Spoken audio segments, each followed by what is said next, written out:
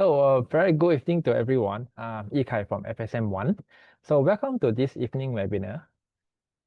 China can better withstand the impacts of tariffs this time. So President Donald Trump of the United States launched the Liberation Day tariff on 2nd April 2025, which was just recently, sending shockwave across the global markets. The trade war between US and China has escalated quickly, with the US slapping tariff on Chinese goods to as high as up to 145%.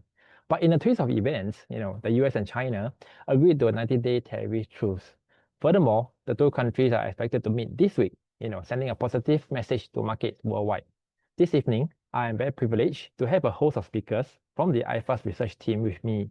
They will touch on why China is fast becoming a dark horse of 2025, a call that we predicted in our Expo 2025 earlier this year, along with our stance on Europe and a commentary on the global fixed income space. We will end off with updates to our managed portfolios, our maps, and how they have performed in this turbulent time. If you have any questions along the way, feel free to put that into the Q&A box below, and the speakers will get to them at the end of the respective presentations. Due to time constraints, I have to apologize if you are unable to answer all the questions, and I seek your understanding in this. So without further ado, let me pass over to Huyu to start the webinar going. Huyu, please. Hi, good evening, everyone. So give me a moment to let me share my slides.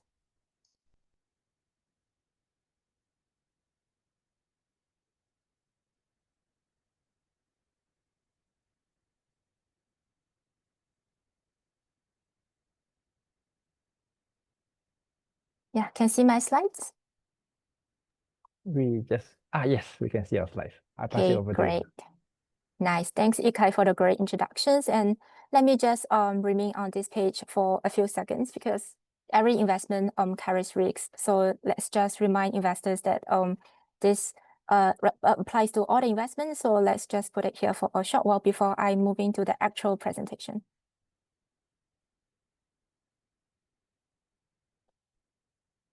Okay, great. So let's move on to the actual topic that I want to talk about today. So my name is Huyo, and I'm currently a research analyst at IFAS, and it's my pleasure to see so many of you joining today's webinar and listen to our thoughts on the market recently. So today I'm going to give an update on China, and we all know that it's been a very, very volatile few months since Trump announced what is so-called a Liberation Day tariff in early April.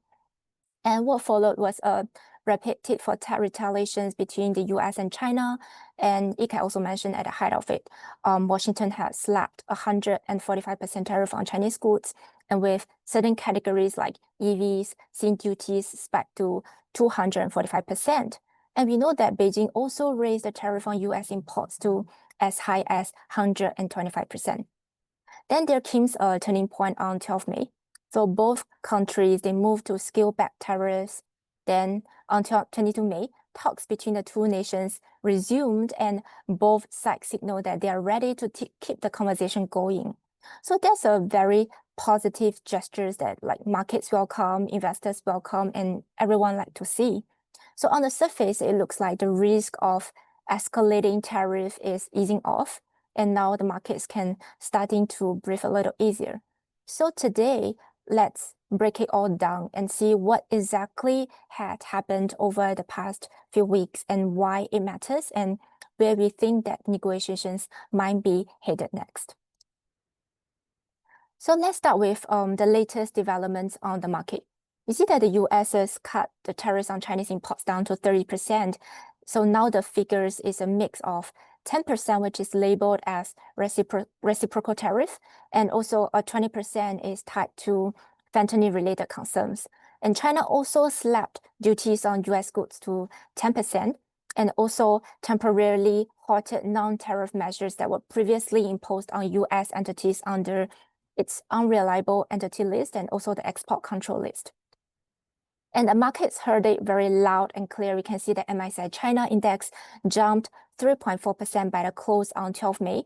And the news actually only broke around 3 p.m. and this gives investors only an hour to react. But actually we can see the index did pretty decent on the day. The rebound was pretty broad-based. We can see that 9 out of the top 10 stocks in the index closed in the green. and tech and consumer discretionary sectors led the charge and showing that where investors' confidence are actually returning first on the Chinese market. And why such a dramatic shift? You may ask, like, you also want to know, like, why did it all happen? Can just happen at like over just one weekend? So we think there are two key reasons actually behind these surprising but still very strategic moves. So first, it's all about mutual pain. So there's a growing consensus on both sides that the elevated duties were actually mutually damaging. Because those like triple-digit tariffs, they signal a total trade decoupling. So that's a cliff that neither Washington nor Beijing actually wants to fall off. So this shared realization actually created a rare moment of alignment. And at the same time, we know that Beijing was amassing a toolkit for non-tariff countermeasures to sharpen its bargaining positions. And this includes like export controls on rare earth elements, which is extremely critical to industries like defenses, like EVs, and to aerospaces in the US. And these are also, we can see that the suspension of soybean imports license, which will significantly affect US farmers, as US actually imported more than half of its soybean to China in 2024. And at the same time, China has been actively working to diversify its trade relationships and realigning existing deals, and also actually draw US trade allies like closer to its orbit. And this is what China has been doing in the past 1 to 2 months. So with these strategic levers in hand, Beijing actually entered the talks from a position of strength. And the resulting agreement, which we already know, which rolls back tariffs significantly without requiring China to commit to expand purchases of US goods or investment, actually can be seen a pretty good diplomatic win for China. But moving onwards, we believe that the tariff de-risking could be just temporary. And first, in the near term, we believe that the further tariff reductions appear unlikely because the so-called reciprocal tariff has already been brought down to like 10%, which is a level that Trump previously accepted in deals like countries like UK. So the 10% is now seems to function like a sort of like a baseline. And second, Washington has tied the 20% of the current tariff rate to fentanyl-related concerns. So actually, this is a move that Beijing views as a deeply disrespectful movement. So China's responses has been very firm on these issues. They say it is a US domestic issues, not really a trade matter. So that means that the current 30% combined tariff could stick around unless there's a major diplomatic breakthrough, which we don't see imminent at this moment. And third, the risk of a renewed tariff escalation just remains on the table. And let's don't forget about like the volatility of past negotiations. Like, for example, back in 2018, talks between the two sides has already appeared promising. Then US suddenly pulled out and then sparked a trade war that dragged on for like almost a year before the phase 1 deal was finally signed in January 2020. So in that light, so we can say that today's temporary easing and easing like tensions between the two countries can be seen as a more of fragile signal rather than something is final. And fourth, if you're looking ahead, and we believe that the next phase of negotiations will likely to be slower also. And Beijing is already minding a full rollback of tariffs, and because it is pretty confident that its tough stance is yielding pretty good results. And meanwhile, we know that Washington is actually looking for something such as shrinking the trade deficit. So actually, there's a misalignment in terms of the objectives between the two nations. So what does it really mean for tariffs? So we are probably looking at a 30% high level, at least in the near term, or maybe even higher if talks start again.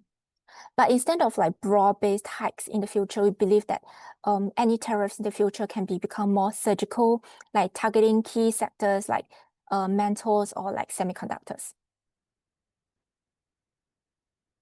And now let's talk about like Chinese economic pulse. So because while we know that trade headlines dominate the news, and the real story is actually still playing out in the economic data. And first, look at the left, you can see that April's official manufacturing PMI slide to 49. which is marking the fastest contraction in over 16 months.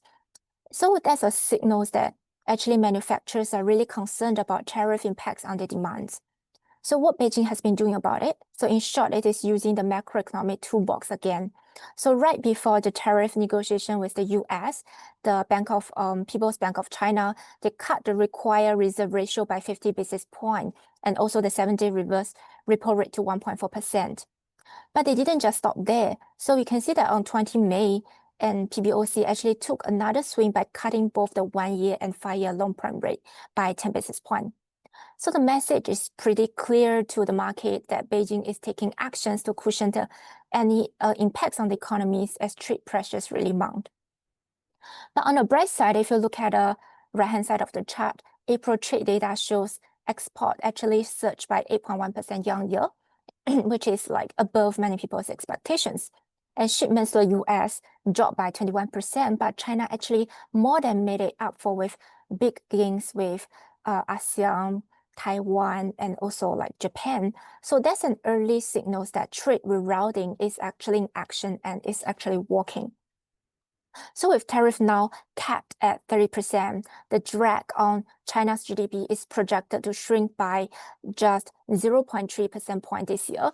So that's a pretty good improvement from the 1 percentage point hit under the previous 145% tariff regime. So we know that tariff will still be a headwind for China, but we think that it's a one that China seems increasingly able to manage. And in a macro environment where tariffs remain like elevated at 30% or even higher, Chinese companies with domestic focuses appears well positioned to weather trade-related disruptions. So on average, constituents of the MSCI China Index derive just like 15% of the revenue from international markets, which is significantly lower than their counterparts in EMX China, which stands at 29%, and also Japan, which stands at 47%. And among the top holdings in the index, we can see from tables that PDD is likely to be the most affected due to its US-focused e-commerce platform Temu, which accounted for roughly 45% of its revenue in 2024. Because Temu's business model is pretty relying on price arbitrage and also services fees, which is highly vulnerable to the tariff hike and also removal of the de minimis rule. But in contrast, if you see like domestic focused players like Alibaba or JD or even Tencent, they actually generate around 10% or even less of the revenue from overseas market. And this will offer them a huge natural hedge against external shocks. And these companies have also like delivered like stronger than expected earnings for the first quarter and like 31st March.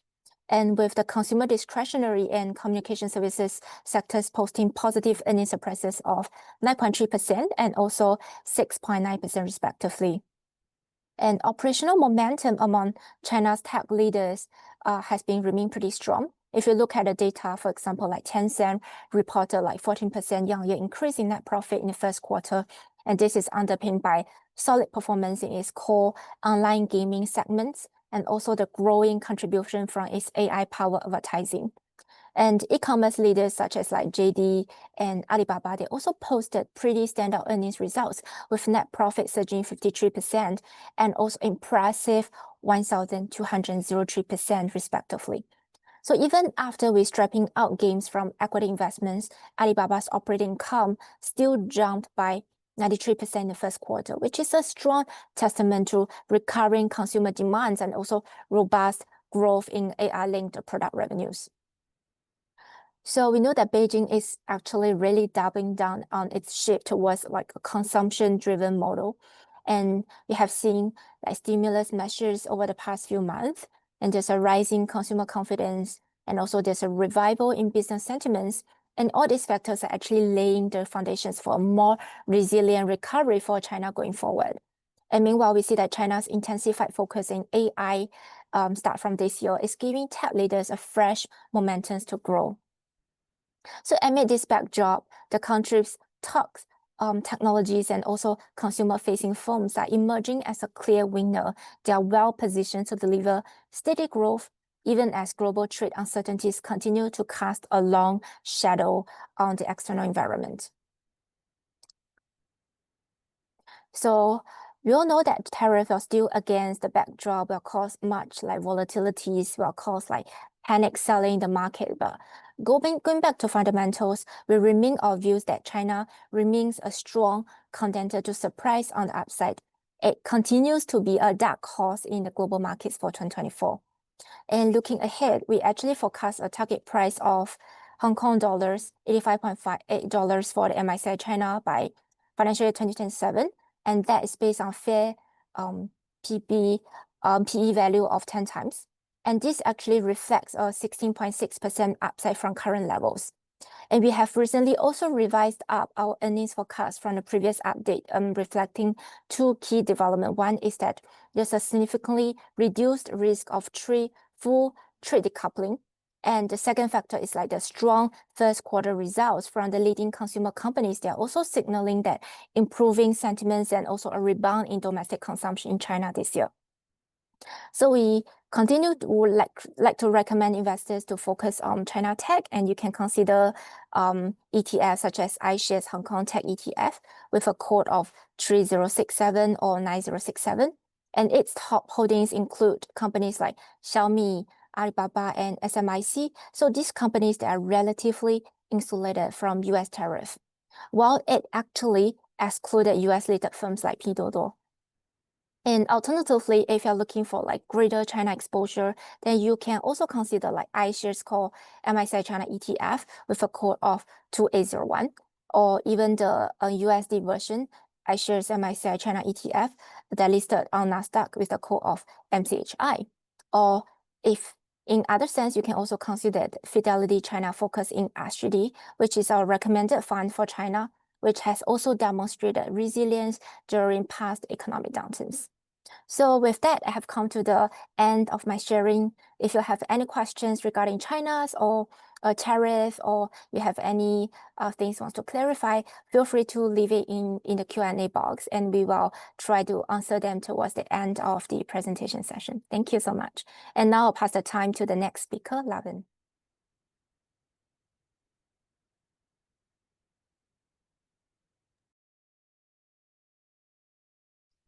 Let me just quickly share my slides.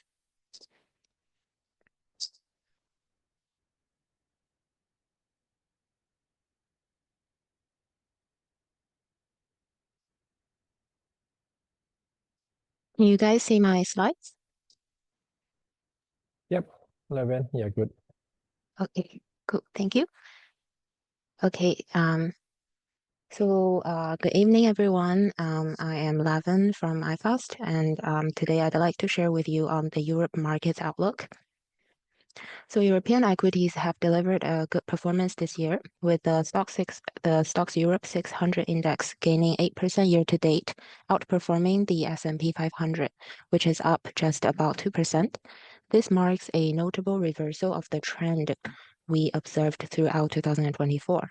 One key driver behind this rally is the shift in capital flows. With Trump's recent policies increasing geopolitical uncertainty, we're seeing a noticeable reallocation of capital into European markets as investors seek to diversify risk. Europe is emerging as an attractive destination due to its relatively cheaper valuations compared to US equities, combined with a series of policy catalysts. And the recent strong performance has been driven by Germany's policy bazooka. It has exempted defense spending from its fiscal cap, also introduced a 500 billion euro infrastructure fund. This is a huge change for Germany and for Europe, which has historically been reluctant to spend to boost growth. At the EU level, President Ursula von der Leyen announced the Rearm Europe plan, a fiscal stimulus of 800 billion euro over 4 years, aimed at raising defense spending from 1.9% to 3.0% of GDP. On the monetary policy side, inflation has eased considerably to 2.2% in April from its previous peak of 10.6%, largely driven by a decline in energy prices.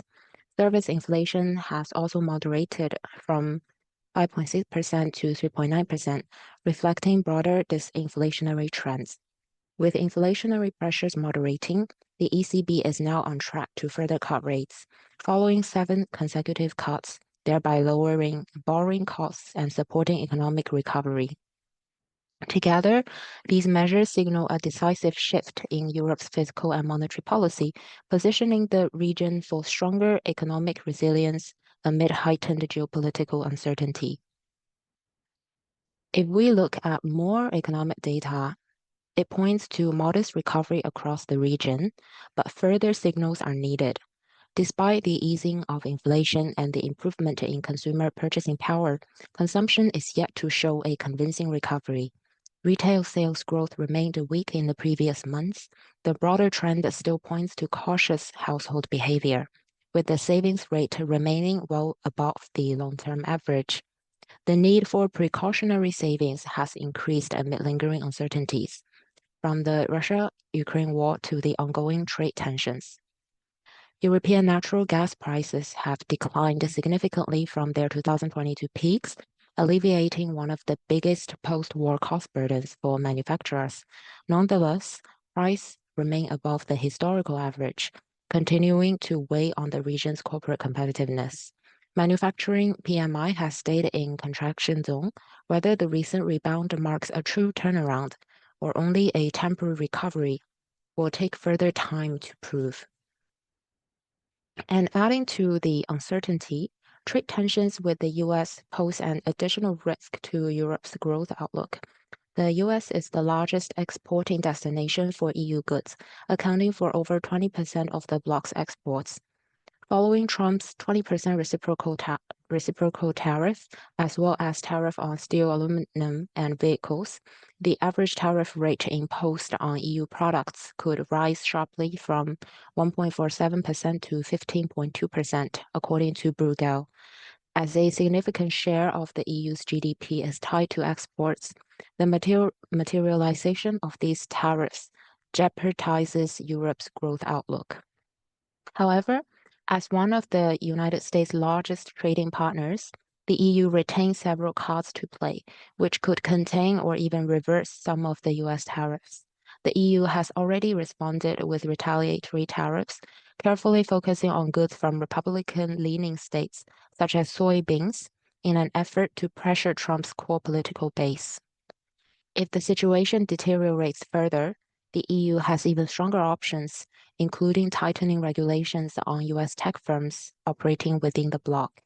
Given that Europe represents one of the largest markets globally for both the products and services of American technology giants, any measures targeting these companies could strike at a core pillar of the US economy. Nonetheless, the EU remains reluctant to escalate the conflict aggressively, maintaining a preference for a negotiated solution. More importantly, as the US pulls back from global trade, other countries are likely to diversify their trading relationships and form new alliances. In this context, Europe could play a more prominent role in global commerce. This shift may also support the euro, particularly if it gains traction as the currency for invoicing international trade. A more widely used euro would in turn help reduce borrowing costs across euro area. President Trump's challenges to independent institutions, such as the Federal Reserve and universities, as well as to the rule of law, have made Europe's institutional framework appear more stable by comparison. The EU's commitment to the rule of law, with its system of checks and balances, remains a foundational strength. Moreover, Europe continues to show openness to trade and foreign investments. Much still hinges on long overdue reforms, including the development of larger and deeper capital markets. Europe is falling behind in the AI race, with the largest advancements in chips language models and AI applications dominated by US companies. A key factor is Europe's insufficient R&D investment. The gap in R&D spending as percentage of GDP is widening between the EU and the US, driven by Europe's less developed venture capital market. In 2023, US venture capital funding was 3 times larger than Europe's, attracting more AI startups to the US for financing. With limited access to venture capital and government funding, European startups are often forced to rely on bank loans or seek capital abroad, stifling innovation. Unless substantial progress is made in capital market integration, Europe risks falling further behind in productivity growth compared to other major economies. This challenge is compounded by an aging population, which not only reduces labor force but also exerts additional pressure on productivity. If we take a bottom-up approach and observe the earnings of European companies, while earning growth remains lackluster in 2024, there are some bright spots amidst the modest economic recovery. Trump's reducing support from NATO and Europe's push for military autonomy signal a long-term paradigm shift, with European defense emerging as a key beneficiary. As the EU ramps up spending to reduce reliance on US military support, European defense companies are expected to see accelerated procurement and expanding order backlogs. This comes on top of the already strong growth trajectory driven by heightened demand following the Ukraine war. Despite European defense stocks trading at all-time high valuations, we believe this is supported by both a structural shift toward defense autonomy and a strong earnings visibility. If defense budgets continue to grow and expansion plans are executed as expected, we foresee robust double-digit earnings growth over the next few years. As such, the higher fair P ratio appears justified, and upside potential remains even after this year's significant rally. Home to numerous multinational pharmaceutical and medical device companies, Europe's healthcare sector stands to benefit from the surging global demand for weight loss and diabetes treatments. Key catalysts include projected record high sales of weight loss drugs and advancements targeting higher weight loss efficacy, both of which could drive strong stock performance.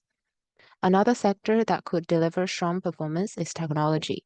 Though tech is a relatively small sector in Europe, some key companies play a critical role in their respective field. One company worth mentioning is ASML. As our colleague has mentioned previously, it has an unchallenged leadership in lithography, known for its groundbreaking EUV lithography machines, adopted by the leading chip manufacturers such as TSMC and Samsung to manufacture their most high-end chips. Given the complexity of the EUV technology and a supply chain that involves hundreds of thousands of components from thousands of specialized suppliers, overtaking ASML will not be easy, making the company worthy of a long-term holding investment. And overall, the macro indicators are gradually improving, and policy stimulus is expected to further support the recovery. However, we should remain cautious as structural gaps in Europe's capital markets limit access to growth capital, which undermines innovation from long-term perspective. Additionally, external pressure from potential US tariffs could slow the region's recovery. Amidst these uncertainties, certain sectors stand out as more resilient as previously discussed. And based on our fair P ratio of 14 times, we project a target price of 613 euro for the Stocks Europe 600 index, translating to an upside potential of around 11% by the end of 2027.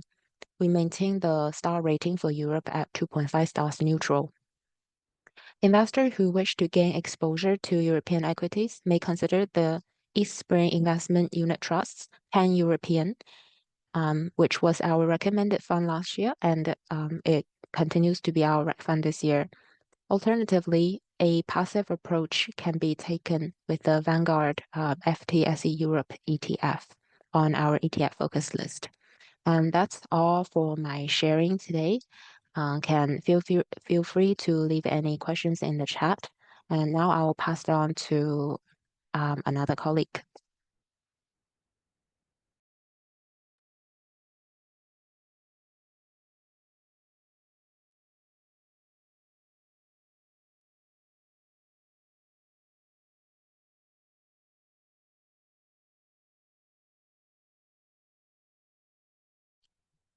All right.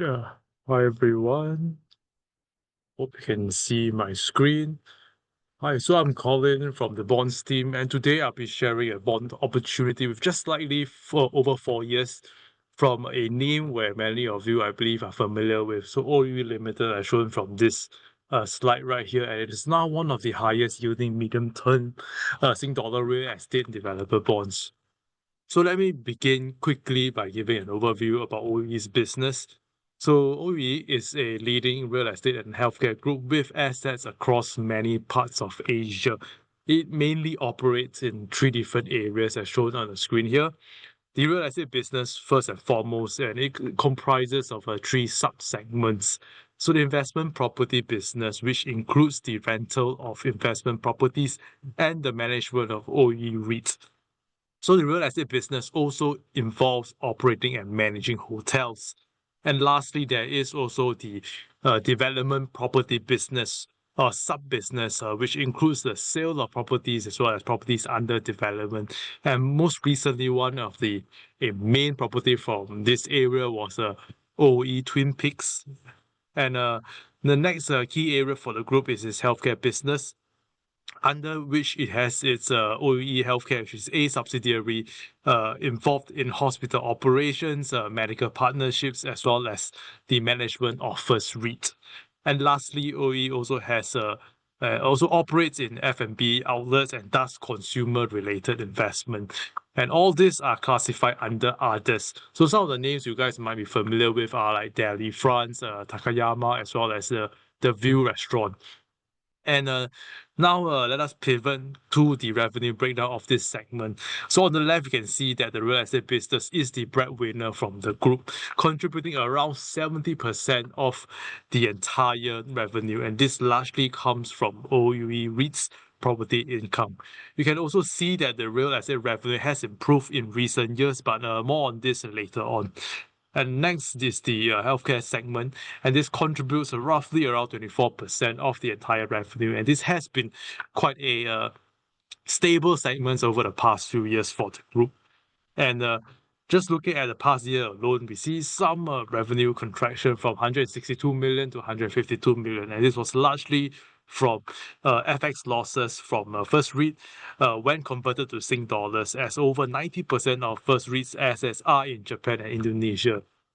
And lastly, on the right-hand side, you can see that the majority of the revenue actually came from Singapore. So knowing that the real estate business is the key revenue driver, the high revenue exposure to Singapore simply reflects the fact that most of the property assets are from Singapore, which we deem to be more resilient and stable. All right, so with a better understanding of OE's operating structure as well as its revenue breakdown, let me share the reasons why we remain positive on the issuer and its 2029 bond. So if you look at OE's FY24 results, you will see that it recorded a 78% year-on-year loss in operating profit, despite a decent 4% year-on-year gain in revenue. So you might ask me why this is something positive. It is definitely not positive at a glance, and you may see that this looks bad, but if you take a closer look, really look at it beneath the hood, you will find that the loss actually came from its associate. In fact, it's 26% owned associate, which is the Gemdale Properties and Investment, GPI for short. And the reason why this saw a loss was because of the poor performance across China's property business or property segment area over last few years, and this has weighed down revenue of GPI. But on a positive note, we are not overly concerned with this negative operating profit for several reasons. Firstly, the loss from Gemdale or GPI was non-cash in nature, meaning to say that there was no material impact on OE's cash flow or funding requirements. And in fact, if you to exclude this non-cash loss, right, and you look at operating profit, it remains resilient, in fact. So this is shown by the black bars over here, where you can see that excluding the non-cash loss, the adjusted operating profit remains strong at 240 million. In fact, still close to the post-COVID peak of $246 million. And the next reason why we are not too concerned is that OE, the parent itself, does not guarantee or even extend loans to GPI, and therefore does not expose itself to GPI's weaker credit profile. So there is no exposure to GPI over here in terms of loan guarantees, which is another positive thing we like to see. So, with having said that, let us turn our attention to more positive things, which is the second reason why we like this issuer, the real estate business. So, this is the group's shining star. As you can see from the chart on the top, real estate revenue has grown at a compounded annual growth rate of around 21% since 2021. So, this is 21% on a compounded annual growth rate every single year since the post-COVID time. So, this has demonstrated to us very strong post-COVID recovery, and within the segment, investment properties as well as the hospitality, the hotel business has contributed greatly and making around 67% of the group's total revenue. And a big part of this was actually helped by OE REIT's very resilient portfolio in Singapore, which from the table below on the left, you can see that OE REIT's assets has recorded very strong committed occupancy of over 90%. In fact, I think the average Singapore average Singapore office occupancy rate last year was around 33%. But on average, this was above the 93% on average for Singapore, and this was already above the average for at least 4 out of the 3 different properties over here. And also the portfolio itself, the portfolio itself also saw high double digits rental reversion, and this is also something very positive to see. And overall, what is important here is that the property revenue is generally considered to be recurring as well as sticky. So this is very important to us because it tells us that a substantial portion of OE's revenue, again 67%, comes from this recurring and sticky source, which points to greater resiliency in its revenue in times of in poor times, or even in times where things are more volatile. So this is something we like to see for the group. And it is also worth mentioning that the OE REIT's assets are now all Singapore assets, which we deem to be more stable and resilient. So last December, the REIT actually divested one of its last China asset and eliminated all the exposure to the China property market. So looking ahead, we expect OE's profit to stabilize, or at least the profits that are on a cash basis, and this will be anchored by its improving real estate business. Okay, so now let us move from the financial profile to credit profile for OE. And one thing we really like about OE is its improved liquidity position. And as you can see on the chart by the left-hand side on the top, the OE group has in fact improved significantly its liquidity position with higher cash of around 600 million. So this is further supplemented by another $410 million of unutilized credit facility, bringing the total available liquidity to above $1 billion. And this is more than sufficient to cover its short-term borrowings of around 183 million, which remains a very small part, 6% of the entire total borrowings. But if you look at the available liquidity, it does not still cover the overall borrowings, and this is actually quite common within some of the issuers itself, especially in the real estate business. But beyond the near term, we also do not expect any issues or any funding issues for OE, despite not having that liquidity to cover the entire debt, which I think is a privilege in today's time.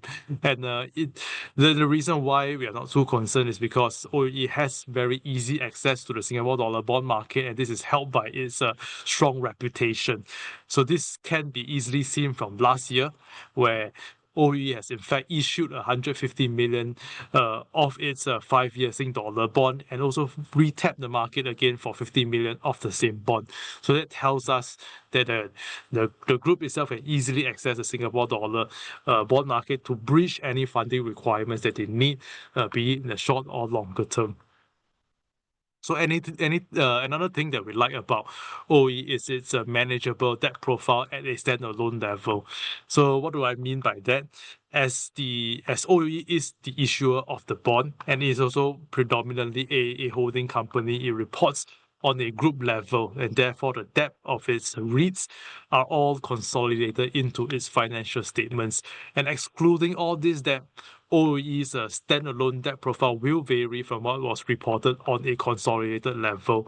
And for us, we estimate OEE to have a standalone debt of 558 million, which is significantly lower than the reported $3.1 billion on a group level, and of which short-term debt is roughly around $67 million.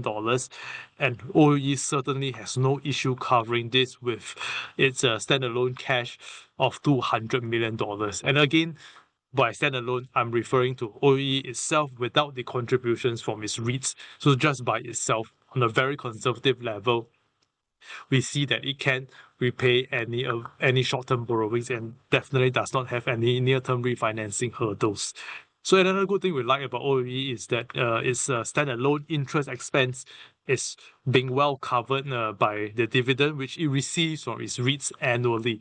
We estimated that to be around $93 to $98 million a year, and that is what we see over the past 3 years. So there is really little worry that interest expense may affect its financing. So based on our assessment, we think that the cost of debt for OEE can go up to even 16%, and that corresponds to interest expense of about 90 million, and this can still be covered by the REIT's dividend or REIT's annual dividend as shown on the table by the left-hand side. But in actuality, the average cost of debt is very much lower, and we estimate that to be about 3 to 5%. So that is at least 3 times lower than the 90 million interest expense. So putting it around 30 million interest expense a year, which definitely can be covered by dividends of around $93 to $98 million from its REITs. So essentially saying that interest expense is not a worry because money in from the dividends from the REITs goes into covering the money out from the interest expense. So the last point I just want to make here is that to bring it up to our investors that OEE's debt metrics have indeed moderated in 2024, and naturally because of the non-cash losses, all the EBITDA related metrics have weakened greatly. So these are the metrics that have the EBITDA inside. So we can see net debt to EBITDA interest coverage have all weakened significantly because of the non-cash losses. But again, we are not too concerned because for a fairer assessment, we have removed this non-cash loss to really assess the debt metrics and the change in debt metrics. And in fact, we find that after adjusting for all these non-cash gains or losses, we saw smaller and more realistic declines in both the net debt to EBITDA as well as the EBITDA interest coverage. You can see from 8.9 to 8.4 rather than the 7.8 to increasing to 20.1, and again 1.9 down to 1.7 rather than a 2.2 and a big fall to 0.7. So again, when we look at the net gearing as well as the debt to assets, we don't think there's a need to adjust, but both have weakened just slightly in 2024. But having said that, net gearing at 47.9% is still higher than the peer average of about 60 to 63%, while total debt to asset ratio at 35% here is still below the peer average of 36%. So in actuality, it is still better than what we see in the industry as a whole, and therefore it's not a major concern for us yet. So to conclude, we do think that OEE's credit profile remains largely stable. We expect its profit outlook to stabilize, while at the same time liquidity has definitely improved, and we really expect very little near-term refinancing risks. But having said that, I think it's important for investors to note that debt metrics have moderated as compared to last year, but it is at this point in time not a worry for investors. So coming to its bonds, we really like OEE's 4% 2029 bond, and that stands out to us with its near 4% yield to maturity. This is an increasingly hard fight in the Singapore dollar corporate bond space today. So for a 4 to 5 year bond, I think somewhere around 3.6, 3.7% is considered attractive in today's falling yield environment. So with this at a 3.9, in fact, for close to 4%, it is to us it is a bond opportunity. And we compare this yield to all the Singapore dollar real estate developers with similar tenor. You can see this on the table on the left-hand side. And OE REIT's yield definitely stands out next to Hopi Land, which we recommended previously. So OE's 2029 bond trades about 20 to 80 basis points higher than the peers. But normally when bonds trade at higher credit spread or higher yield, it tends to mean that it can be more risky because of the higher payoff for investors. But in this case, we think OE's credit profile is indeed comparable to the rest and also acceptable at the same time. And that ultimately means that this higher yield without necessarily taking a higher risk is a bond opportunity for investors. So one opportunity that can be good which can be good to hold to maturity and to lock in a decent yield at least over the next 3 to 4 years.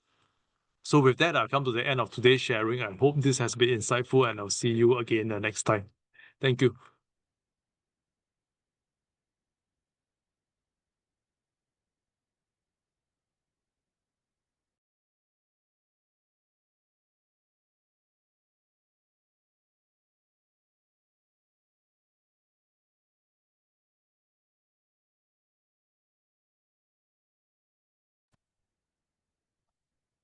Okay, good evening, everyone. And yeah, my name is Tertrin. I'm also with the research team at iFast, and I'll be wrapping up this session with an update of our MAPS portfolios.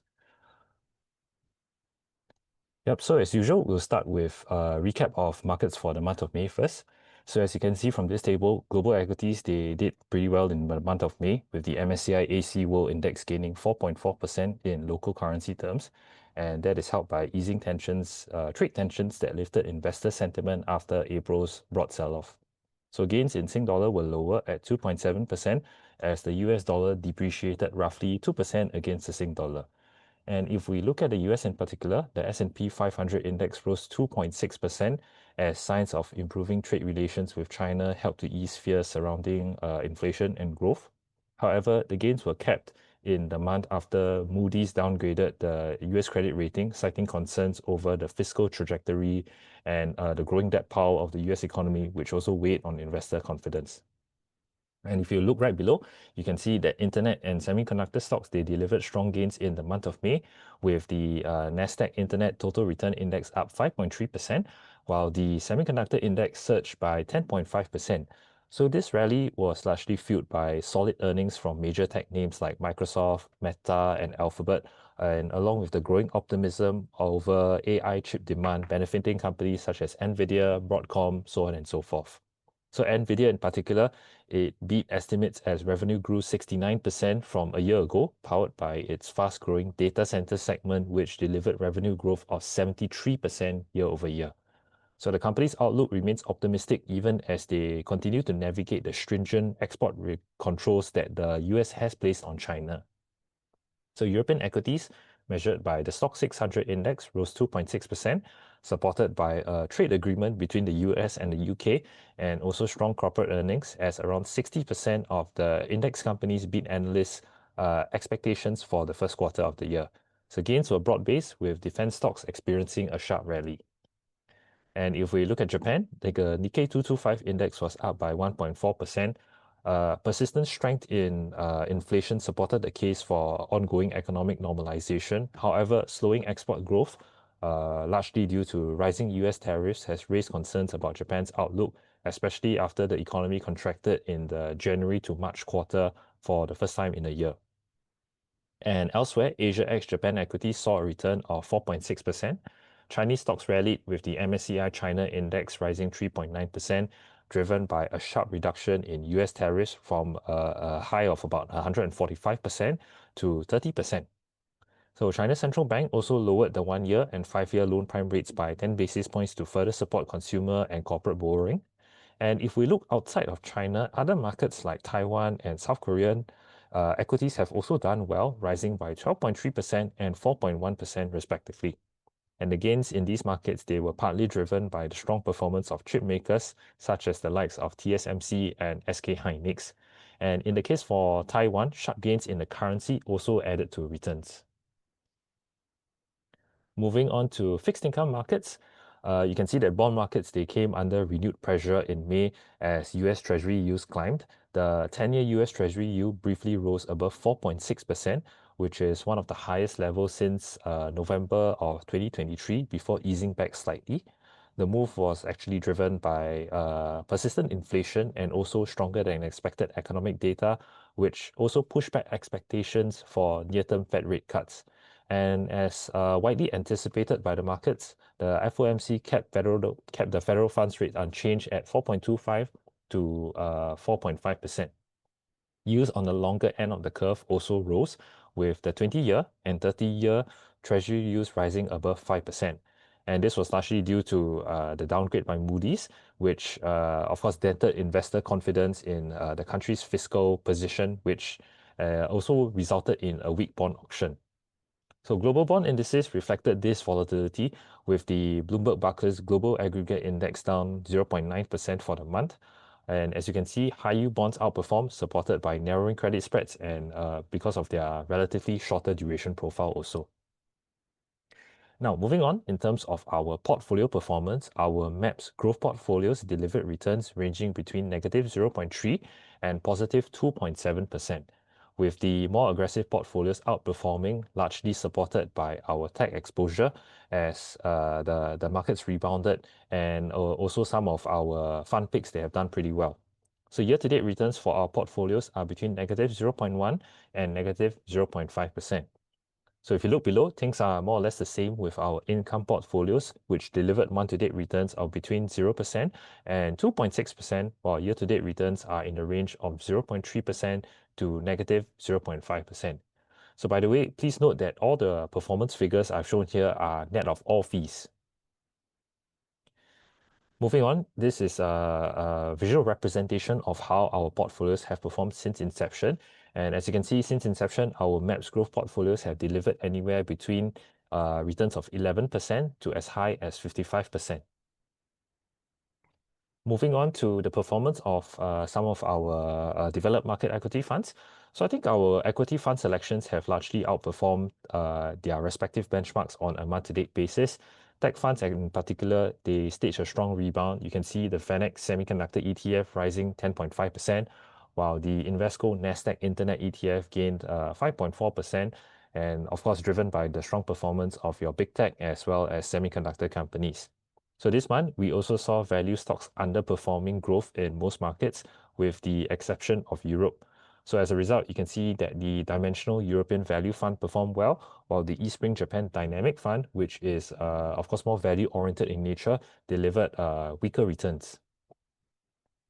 So for bond funds, nothing much to highlight here. I think the returns are generally similar with their respective benchmarks. But despite the rise in yields, you can see that our shorter duration bond funds, they still managed to produce gains of about 0.3% over the month. So in the month of May, we also carried out a round of rebalancing where we implemented several changes. So this slide over here shows you a summary of all the changes that we have made. But not to worry, I'll be going through each one in detail over the next few slides, starting with the first one. So the first change that we made was to trim our US equity exposure by 5%. So this shift changes our equity positioning from neutral to underweight, while lifting both European and emerging market equity exposure from underweight to neutral. So why do we do that? Our decision to underweight the US, it reflects a more cautious near-term outlook driven by uncertain trade policy and an increasing risk of an economic slowdown, or in the worst case, a recession. So recent weeks, they have stood out as one of the most unpredictable and volatile periods in 2025, as the chaotic rollout of tariffs has brought a lot of turmoil to both equity and fixed income markets. So in the US, Donald Trump, he has argued that tariffs, they benefit the US economy by promoting domestic manufacturing, creating jobs, generating fiscal revenue, so on and so forth. However, in our view, the downsides of tariffs, they are significant, ranging from higher prices to retaliatory measures by other countries, which will likely result in weaker consumer and business confidence as well. So excessive tariffs, such as the ones that were initially placed on China, 145%, it may eliminate trade altogether, which can lead to zero tariff revenue. And that, of course, is not what Donald Trump wants. Amazon, which initially planned to list tariff costs on their website, but eventually abandoned the idea following criticism from the Trump administration. It serves as a clear indication that tariffs are inflationary and they are ultimately borne by the US consumer. So Walmart's planned tariff price hikes, which also drew a lot of criticism from Donald Trump himself, serves to reinforce this point even further. So higher prices, it will inevitably lead to lower consumption, which again is the cornerstone of the US economy, which makes up about 2/3 of the consumption, makes up about 2/3 of the entire US economy. Businesses, they are also likely to delay investments and perhaps even hiring due to uncertainty surrounding the extent and the duration of tariffs. So taken together, we believe that if the US does not significantly roll back their tariff policy, the economy could enter a stagflationary recession in the worst case condition. So other recent developments, such as the 90-day truce between US and China and the pause in tariffs on Europe, is a positive step forward. I think tariff-related uncertainty, it is likely to remain elevated in the short to medium term, as these negotiations, they can take months or perhaps even years to conclude. And just as quickly as the tariffs can be reduced, they also can be swiftly reinstated in the event that trade talks, they break down. So what is certain is that we will continue to face more tariff-related uncertainty in the near term. So overall, while the easing of trade tensions, they logically reduce the risk of a full-blown recession, we think that the higher cost of tariffs in the interim, combined with the weaker consumer and business sentiment, these things are likely to weigh on US economic growth and corporate earnings in the coming quarters. And as you can see from the chart over here, economic growth for the US for 2025 this year has been revised down from about 2.2% at the beginning of the year to about slightly under 1.4% as of today.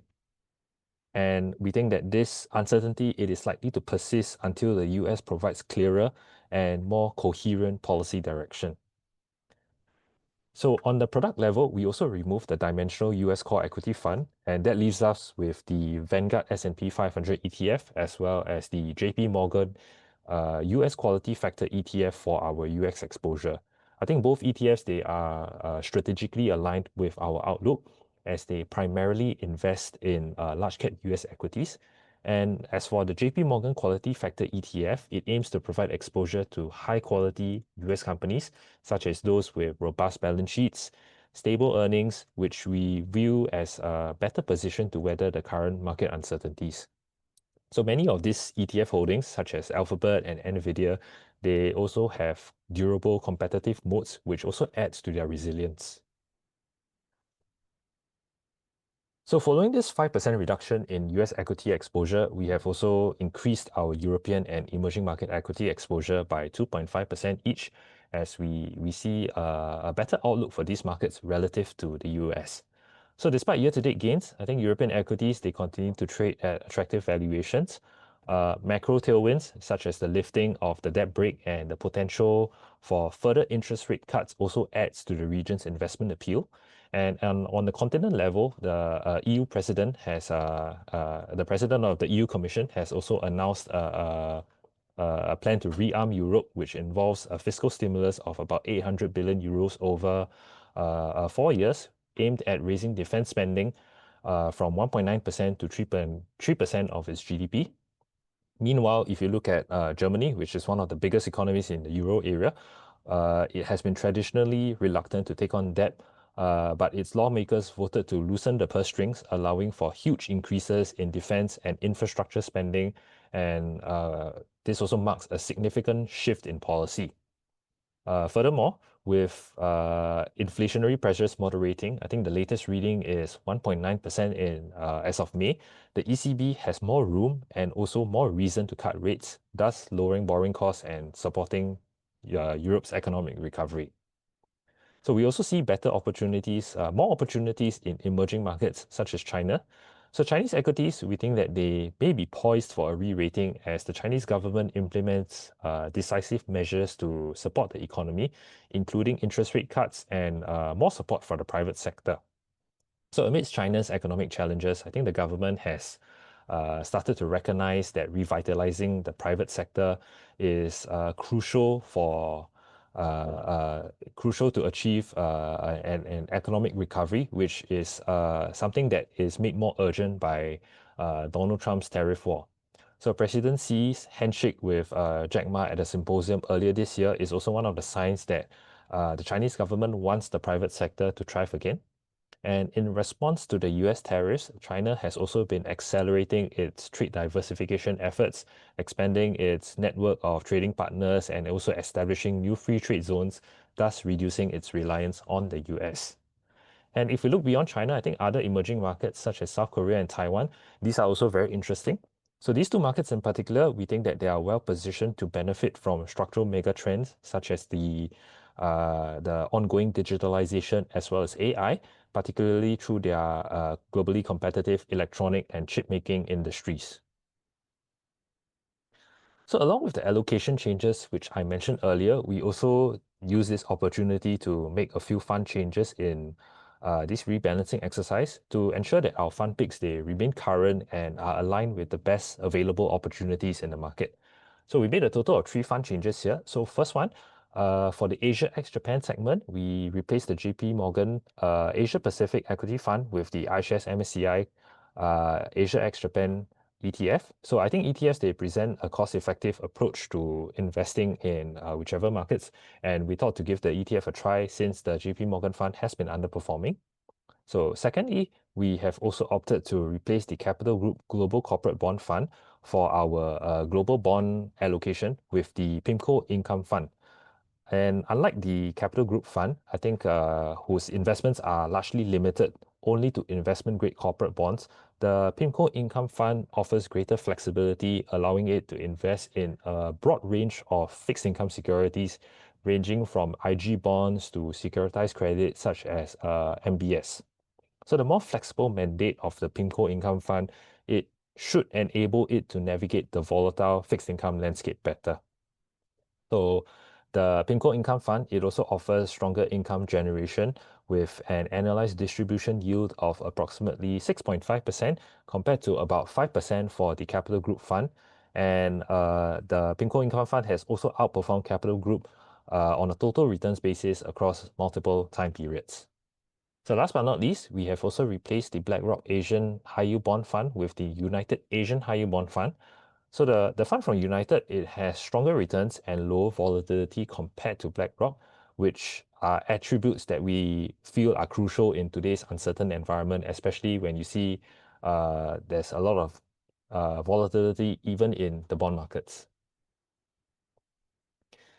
So moving on, here is our current allocation following the rebalancing exercise. So inter-asset allocation, it remains the same. We are still neutral across all 5 risk profiles.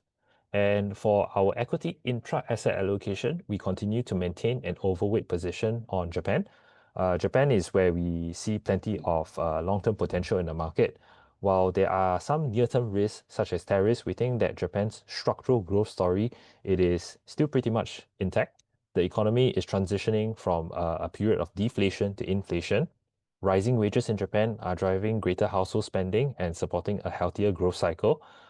Japan has also been undergoing a significant push for corporate reforms, primarily aimed at revitalizing its stock market. And this could potentially unlock billions of dollars in shareholder value via dividends and share buybacks. So the country's plan to build up its chip making industry, it could also be another longer term tailwind given the structural demand we see for semiconductors. And we are currently neutral in most markets, including Europe, Asia ex-Japan, and emerging markets for the reasons that I have mentioned earlier. Now, while we are underweight the US, our effective allocation to this market, we still remain substantial at around 50% if you take into account the share of US companies within the digital economy segment. So we acknowledge that the US economy, it faces some headwinds in the near term, but if we were to extend our investment horizon out further, we still remain positive on the US, particularly its digital economy sector, where there are plenty of high quality names with resilient and sustainable business models. And finally, for our fixed income allocation, so as you can see here, no changes were made to our positioning. We are still overweight global bonds and shorter duration bonds. with the growing uncertainty in markets placing greater emphasis on investment-grade bonds, it feels like the right thing to do. And in terms of duration, we still favor the short end of the yield curve, as the curve has yet to fully normalize. And given the recent volatility that we see in bond markets, we think that there is still a potential for yields to move even higher, which would, of course, hurt your longer duration bonds. Yes, okay, so this sums up the updates for June, and I'll hand the time back to the host before we go to the Q&A.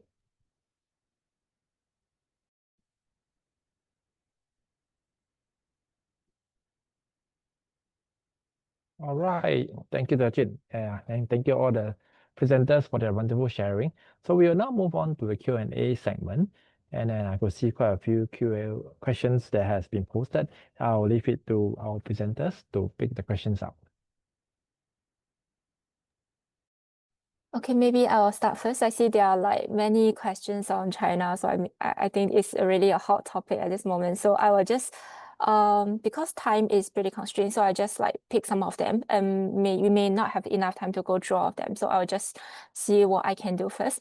So there's a question asking, like, beside Fidelity China Focus A SGD, what about fund invested in Hong Kong market other than the tech funds? Any recommendations? So we actually don't really have a recommended fund for the Hong Kong market. So if you want direct exposure to Hong Kong, we will recommend the ETF, which is the Tracker Fund of Hong Kong with a code of 2800. So, or if you may consider a fund that investing actually in Greater China, then you may consider like FSSA Regional China AACC SGD, this fund. It invested in mainland China, Hong Kong, and Taiwan, so give you a great exposures to like both mainland China and Hong Kong at the same time. And actually, we're also quite positive on Taiwan. So if you don't mind, you can also consider about this one if you want broader exposure. And maybe I will continue first. And there's another question asking also product related question. So checking if Hang Seng Tech is good instead of 3067. So actually 3067 is already tracking the Hang Seng Tech ETF. So if you agree with what we shared and believe that the tech sector is actually supporting the growth in China's in the next quarters and years ahead, then actually 3067 will be a good way for you to invest in the tech sectors and also in Hang Seng Tech. So I think you can considering about it. And then there's another question asking, could you share with us what you know about the AI semiconductors by Huawei or other Chinese firms? And also, how is the Chinese semiconductor industry advancing in the current restrictive environment due to the US sanctions on semiconductor export to China? So first, you're asking about how is semiconductor firms in China such as Huawei are doing. So we know that actually China's industry of semiconductors are advancing. Definitely everyone hears about it since the saga of DeepSeek. Many people around the world start to know about like China's AI achievements.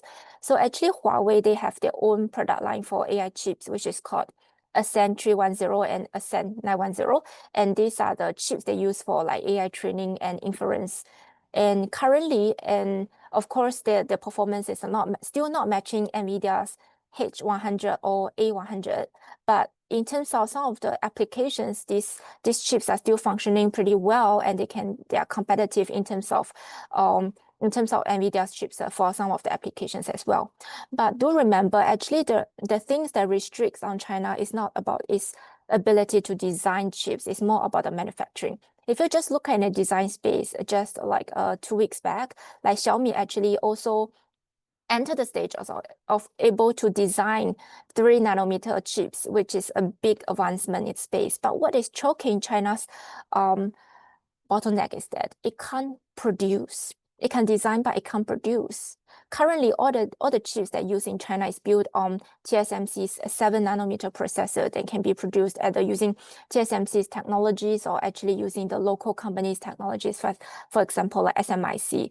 But if you want to mass produce something that is smaller than 7-nanometer, then that is a big problem for China at this moment, because with US sanctions that on EUV machines and also on critical like materials, then China can't really assess this. So that's why in terms of manufacturing, it can't progress towards.